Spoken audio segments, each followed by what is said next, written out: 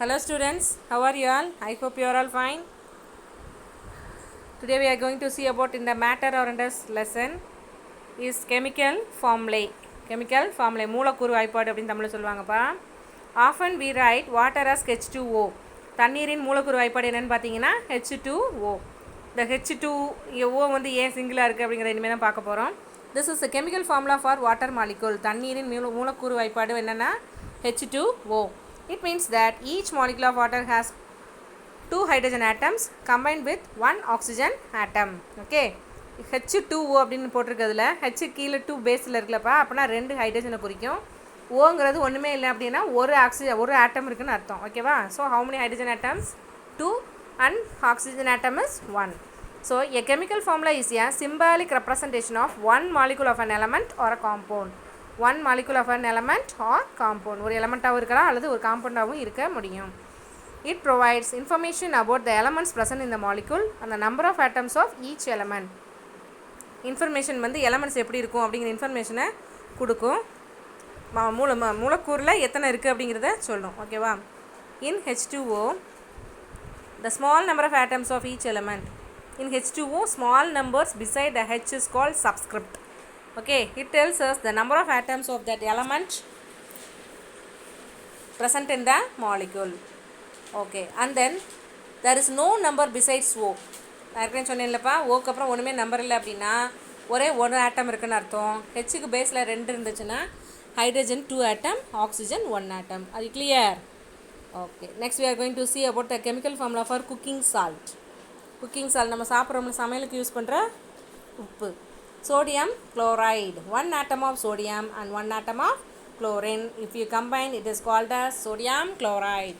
So the chemical name of sodium is Na and chemical name of chloride is Cl. If you combine, sodium chloride is NaCl. Ammonia, NH3. So 1 nitrogen atom and 3 hydrogen atoms. And glucose, C6H12O6. So 6 carbon atoms, 12 hydrogen atoms and 6 oxygen atoms. And next we are going to see some chemical formula for the important compounds. Water, H2O, glucose, C6H12O6, salt, NaCl, ethanol, C2H5OH, ammonia, NH3, sulfuric acid, H2SO4, methane, CH4, sucrose, C12H22O11. Next we are going to see about the atomicity. அணு எண் அப்படின்னு சொல்லுவாங்கப்பா. In chemistry, atomicity implies the total number of atoms present in one molecule of an element, compound or a substance. எத்தனை அணுக்கள் ஒரு உறுப்பிலையோ அல்லது ஒரு கலவையிலையோ ஒரு பொருளிலையோ அடங்கியிருக்கு அப்படிங்கிறத பார்க்க போகிறோம். Let us see how calculate the atomicity of elements. For example, oxygen exists as a diatomic molecule, O2 அப்படின்னு சொல்கிறோம்லப்பா. அது எப்படி வந்துச்சுன்னா 2 ஆக்சிஜன் ஆட்டம் கலக்கிறனால தான் அது O2ன்னு வருது. So the atomicity of oxygen is 2. அது clear? Okay. Similarly, a phosphorus molecule P4. P4 means 4 phosphorus molecules atoms there. Sulfur molecule S8 means 8 sulfur atom is there. So the atomicity of phosphorus is 4.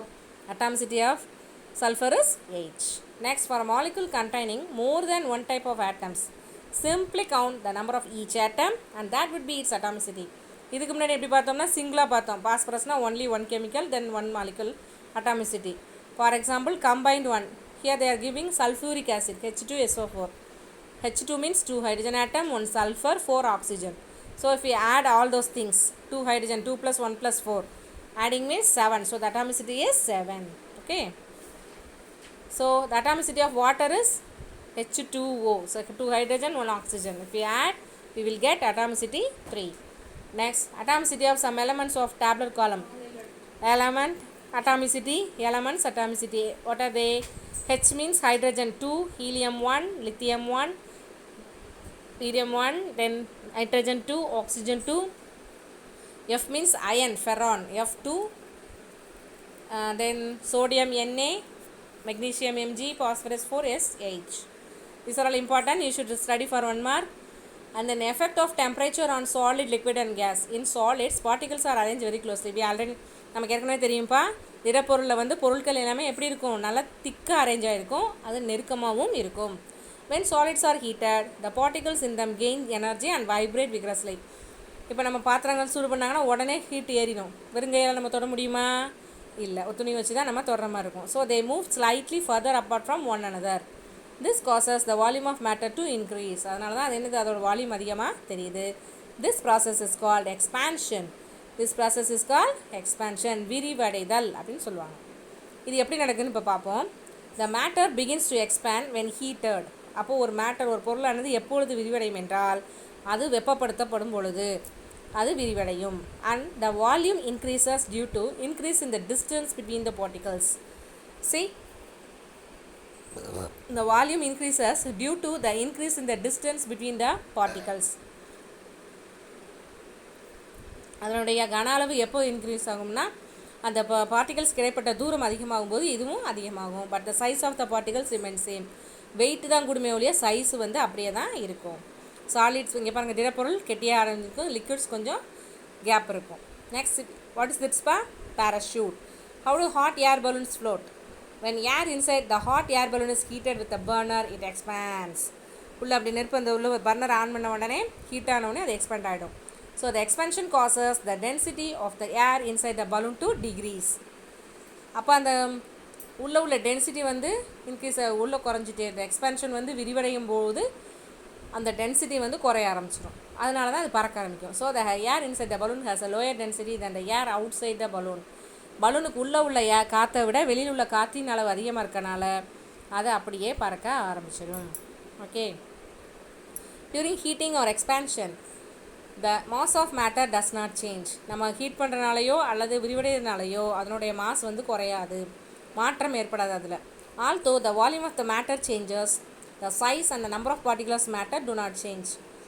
Volume change ஆனாலும் சைஸும் அதில் உள்ள பார்ட்டிகல்ஸோட matter change ஆகுது. Important ஒன்றுமா இருப்பா. Hence during heating the mass of matter is conserved. So heat பண்ணும்போது அதோட மாஸ் வந்து அப்படியே நிலைநிறுத்தப்படுகிறது. For example, one iron lock, the distance between the iron particles increases when they gain enough heat. ஏற்கனவே சொன்ன மாதிரி தான். அதே போல் number of iron particles does not change. உள்ளே உள்ளது மாறாது ஹீட் ஆகிறனால. So mass of iron lock is conserved. See the picture, melting of ice. The melting of ice is an example for the change of states of matter. Okay, the change of states of matter occur during melting, boiling, freezing and condensation. melting உருகுதல், boiling கொதிக்க வைத்தல், freezing உருகுதல், condensation இந்த மாதிரி எல்லா ப்ராசஸ்லையுமே நடக்கும். when the particles possess enough energy they overcome the strong forces of attraction between one another. அந்த particle வந்து அதுக்கு தேவையான சக்தி கிடச்ச உடனே ஒரு ஈர்ப்புத்தன்மையை வந்து ஸ்ட்ராங்காக உருவாக்கும் அதுக்குள்ளே. They break free from one another and move randomly. ஒன்றுக்கு ஒன்று இடிக்காமல் ஃப்ரீயாக ரேண்டமாக மூவ் ஆகும். For example, when solid ice is heated to 0 degree Celsius it melt become liquid water. ஒரு ஐஸை நம்ம ஹீட் பண்ணும்போது என்ன ஆகும், வாட்டராக மாறும். அதே இதை நம்ம 100 Celsius becomes boiling. இன்னும் நம்ம ஹீட் பண்ணும்போது அது ஆவியாக மாறும். See, first the ice cube heat becomes water. Again you heat, it becomes water vapor. Understood? Okay. When solid is heated the particles gain energy and vibrate more vigorously. ஒரு திடப்பொருள் வெப்பப்படுத்தப்படும் பொழுது அதில் உள்ள பார்ட்டிகல்ஸ் வந்து சக்தி அதிகமாகி ஒன்றுக்கொன்று வேகமாக அதிர்வடைய செய்யும். when the melting point is reached the melting occurs. when the melting point is reached melting occurs. இப்போ லிக்விட் வந்து மெல்ட்டிங் பாயிண்ட் ஆஃப் ஐஸ்க்கு ஒன்று வாட்டருக்கு இந்த மாதிரி இருக்கும். அதை அட்டன் பண்ண உடனே அது உருக ஆரம்பிச்சிடும். the solid changes to its liquid state. for example, ice cream box ஃப்ரீசரில் இருக்க வரைக்கும் நல்லா கெட்டியாக இருக்கும். இப்போ நம்ம ஃப்ரிட்ஜை விட்டு வெளியே எடுத்து நம்ம கையில் வைக்கும்போது கொஞ்சம் உடனே உரியாது, கொஞ்சம் கொஞ்சமாக அந்த ஸ்டேஜ் வரும்போது தான் உருக ஆரம்பிக்கும். gas boiling occurs when the boiling point is reached. the liquid changes to gaseous state. okay, next configuration of matter. எப்படி அதை படம் போட்டிருக்காங்கன்னு பாருங்கள். ஆட்டம் அணு எப்படி இருக்கும், chemically simplest substance which cannot be broken down. Molecule வந்து நிறைய combination of atoms. compounds, chemical symbol, benzene, carbon, everything, then acidic acid, then chemical formula. next we are going to see about the topic is atomic structure. okay, atomic theories. There must be very important pa. what is atom? atom is made up of small particles which already we studied. ஏற்கனவே தெரியும். so an atom is 1000 times smaller than the thickest human hair. நம்ம முடியை விட எவ்வளோ ஸ்மாலராக இருக்குமா, 1000 மடங்கு ரொம்ப ரொம்ப குட்டியானது என்ன தான் அணு அப்படின்னு சொல்கிறாங்க. It has an average diameter of 1 × 10⁻⁹. எவ்வளோ அளவு பாருங்கப்பா, 1 × 10⁻⁹. Very very very lowest thickness. To understand the size of an atom, now let us find what is the size of known things like pencil, red blood cell, virus and dust particle. These are all examples. Pencil, see, 1 into 10 power minus 2 meter. Red blood cell, 1 into 10 power minus 4. Important 1 mark. Then virus, like a corona, isn't it? So 1 into 10 power minus 6 meter. Then dust particle, 1 into 10 power minus 7 meter. Now you could imagine how small an atom would be. அணு அப்படிங்கிறது வந்து இம்பார்ட்டண்டான ஒன்றா இருக்குது, ஆனால் அதோட அளவு எவ்வளோ சின்னதுன்னு பார்த்துக்கோங்க. Many scientists have studied the structure of the atom and advanced their theories about it. நிறைய இப்போ சயின்டிஸ்ட் வந்து சொல்லியிருக்காங்கப்பா. நம்ம இம்பார்ட்டண்டான தியரிஸ் என்னென்னு பார்த்தீங்கன்னா Dalton theory, Thomson theory and Rutherford. அவங்க ஒன்றுனா இப்போ பார்க்க போகிறோம். See the atom structure. Next, Dalton's atomic theory. First one, John Dalton proposed an atomic theory in the year 1808. Important 1 mark. He proposed that matter consists of very small particles which he named atoms. ஒரு பொருளானது குட்டி குட்டி பொருட்களாக சின்ன சின்ன பொருட்களாக உருவாக்கப்பட்டிருக்கு. அதற்கு பேர் என்ன சொல்கிறாங்க? அணுக்கள்னு சொல்கிறாரு. An atom is the smallest indivisible particle. அணு என்பது மிகவும் சிறியதான கண்ணுக்கு தெரியாத ஒரு ஆனதாகும் சொல்கிறார். எப்படி இருக்கும் அதோட ஷேப்பு? ஸ்பெரிக்கல், கோள வடிவம் உடையது. His theory does not propose anything about the positive and negative charges of atom. இவர் பாசிட்டிவ் நெகட்டிவ் அப்படிங்கிறத பற்றி சொல்லலை. Hence it was not able to explain many of the properties of substance. இவர் இதை சொல்லாதனால அதை பற்றி நம்ம எக்ஸ்பிளைனாக சொல்ல முடியலை. Next, nanometre is the smallest unit use to measure small lens. Very ரொம்ப சின்ன ஒரு தூரத்தை கூட நம்ம மெஷர் பண்ணுறதுக்கு எந்த மாதிரி unit use பண்ணுறோம்ப்பா? nanometer. 1 nanometer is equal to 1 into 10 power minus 9. Okay. Second one, Thomson's theory. In 1897, J.J. Thomson proposed a different theory. J.J. Thomson 1897 ஒரு வித்தியாசமான ஒரு தியரியை யூஸ் பண்ணுறாரு. He compared an atom to a watermelon. watermelon என்னப்பா? தண்ணி பழம் சொல்லுவாங்கள்ல, அந்த அதுக்கு ஒப்பிடுறாரு. His theory proposed that an atom has positively charged part like the red part of the watermelon and in it are embroidered like the seeds. Okay, எப்படி சொல்கிறாரு? அந்த red part red கலரில் இருக்கும்லப்பா, நம்ம சாப்பிட்றோம்ல அந்த ஃப்ளஷி பார்ட் என்ன சொல்கிறாங்க? Positive சார்ஜாக அது இருக்கணும். உள்ள சீட்ஸு இதெல்லாம் வந்து அதுக்குள்ளே வந்து பெண்ணி பணைஞ்சிருக்க மாதிரியும் நெகட்டிவ்லி சார்ஜ் பார்ட்டிகல்ஸாக இருக்கும், அது எலக்ட்ரான்ஸ்னு சொல்கிறாரு. ஓகேவா? According to this theory, as the positive and negative charges are equal, the atom as a whole does not have any resultant charge.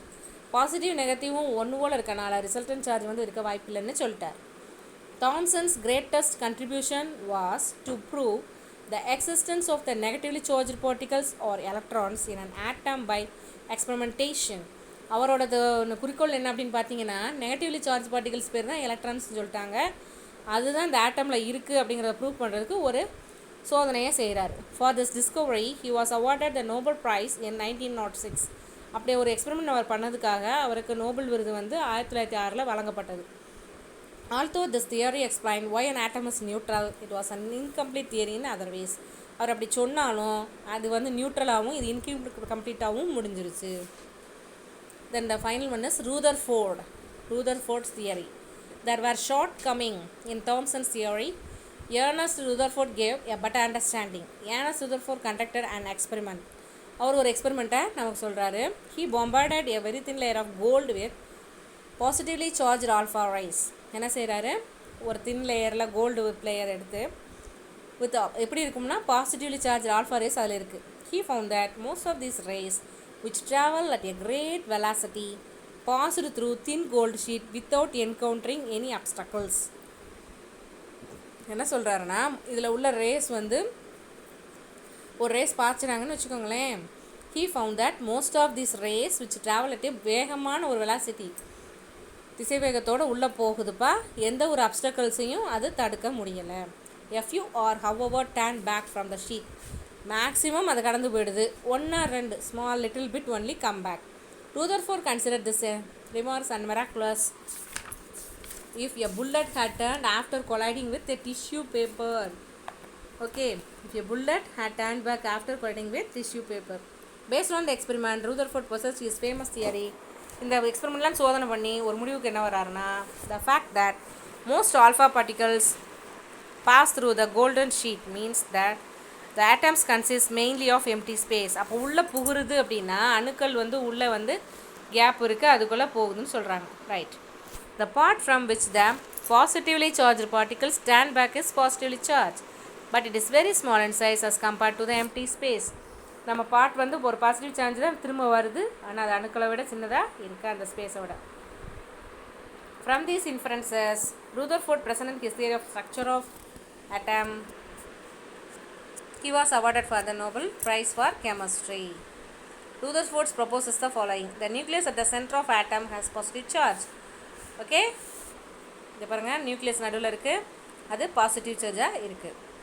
Most of the mass of the atom is concentrated in the nucleus. See, இந்த concentrator தான் அங்கே தான் இருக்காங்க. In comparison with the size of the atom, the nucleus is very very small. Compared to others, nucleus is very small. Okay, see the structure, the stages of discovery of the constants of an atom. Hard and solid sphere, Dalton's model 1808. அவர் ஒன்று சொல்லியிருக்காரு. Thomson 1897ல் positive electric இருக்குப்பா, அதோட முடிச்சிட்டாங்க. Negatively charge electrons எப்படி இருக்குன்னு Rutherford சொல்லியிருக்காரு பாருங்கள். Negative charge electrons உள்ளே இருக்கும், உள்ள எம்டி ஸ்பேஸ் இருக்குது, நியூக்ளியஸ் நல்லா கிளியராக சொல்லியிருக்காரு. Okay, you have around 7 billion atoms in your body. நம்ம உடம்புலையே 7 பில்லியன் அணுக்கள் இருக்காம்பா. yet you replace about 98% of them every year. அது வந்து ரீப்ளேஸ் ஆகிட்டே கூட இருக்கும். Okay students, read the lesson carefully. Thank you.